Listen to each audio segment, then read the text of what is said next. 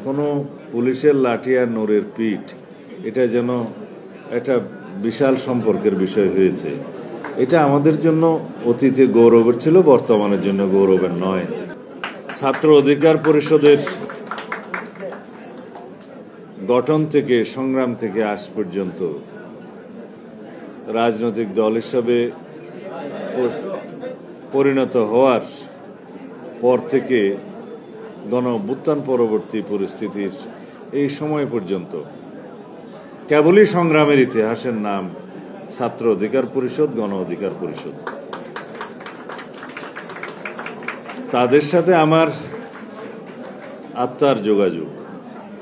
আমি নির্বাসিত জীবন থেকে যাদের সাথে সবচেয়ে বেশি যোগাযোগ রক্ষা করতে পেরেছি তার মধ্যে নূর এবং রাশেদ সবচাইতে উল্লেখযোগ্য। তাদের মাধ্যমে আক্তারের সাথে যোগাযোগ হয়েছে ইনডাইরেক্টলি, সরাসরি আমি আক্তারের সাথে কথা বলতে পারিনি সে সময়। ছাত্র গণ অভ্যুত্থানের রক্তঝরা দিনগুলোতে সেই সময়কার প্রতিনিয়ত যোগাযোগ, আন্দোলন পরিচালনা করা, সবসময় আলাপ আলোচনা এবং পরামর্শ নেয়া, এগুলো তাদের মাধ্যমেই জারি ছিল। বিভিন্ন অনুষ্ঠানে নূর এবং রাশেদ সেই কথা বলেছে। আমরা বিএনপি, ছাত্রদল, যুবদল এবং অন্যান্য অঙ্গ সংগঠনের পক্ষ থেকে সেই ছাত্র গণ অভ্যুত্থানের বিভিন্ন পর্যায়ে কিভাবে অংশগ্রহণ করেছি এবং কিভাবে অংশগ্রহণ করতে হয়েছে, সেই আন্দোলন কিভাবে সমন্বয় হবে তার অনেকটা সমন্বয়ের দায়িত্বে নূর এবং রাশেদ ছিল। তাকে অ্যারেস্ট করার পরে তার টেলিফোনে একটা আমার মেসেজের কারণে তাকে খুব বেশি নির্যাতন করা হয়েছে, সেই মেসেজটা আবিষ্কার করার কারণে। রাশেদ তো তখন এমন অবস্থা যে পালিয়ে বেঁচেছে এবং তার পরিবর্তে বিশ্ববিদ্যালয়ের একজন শিক্ষকের মাধ্যমে আমার যোগাযোগ রক্ষা করতে হয়েছিল। এখন তিনি আইসিটি কোর্টের একজন। মূল্যায়ন করা এবং অ্যাপ্রিসিয়েশন, সেটার বড়ই অভাব।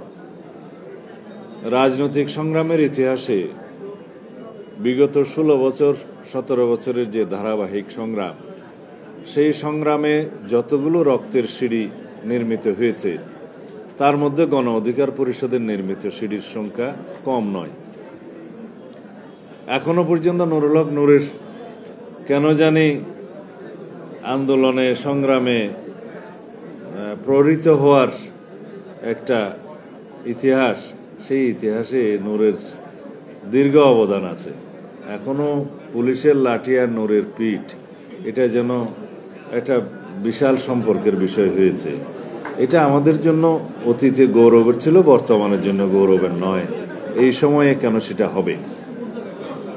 ফ্যাসিবাদী শাসন আমলে ফ্যাসিবাদী বাহিনীর হাতে প্রহৃত হওয়া আন্দোলন সংগ্রামের জন্য একটা গৌরবজনক বিষয়, কৃতিত্বের বিষয়। কিন্তু এখন সেটা নয়, এখন তার উল্টা। আমরা কামনা করি এই 24-এর গণ অভ্যুত্থান পরবর্তী সময়ে কোনো রাজনৈতিক নেতৃবৃন্দ রাজপথে এইভাবে প্রহৃত হবে না। যে কোনো আন্দোলন সংগ্রামের অধিকার আদায়ের জন্যই তো আমরা রক্ত দিয়েছি। আমরা রাজপথে কথা বলার জন্য, দাবির আদায়ের জন্য, সংগ্রামের জন্যই, আমরা গণতান্ত্রিক অধিকার আদায়ের জন্যই আমরা রক্ত দিয়েছি। সুতরাং ভবিষ্যতে যাতে রাজপথে জনগণের কথা বলার অধিকার, সংগ্রামের অধিকারের উপরে কোনো রকমের হামলা না হয়, সেই চেষ্টা আমাদেরকে করতে হবে। অতি অবশ্যই রাষ্ট্রের আইনশৃঙ্খলা রক্ষাকারী বাহিনীর একটি ভূমিকা আছে। সেখানে কিভাবে বল প্রয়োগ করতে হবে সেটা জাতিসংঘের স্ট্যান্ডার্ড ফলো করতে হবে, যে কোন মাত্রার বল প্রয়োগ, কোন সময় কিভাবে প্রয়োগ করতে হবে। আমরা এই অধিকারগুলো এবং এই আইনগুলো বাস্তবায়নের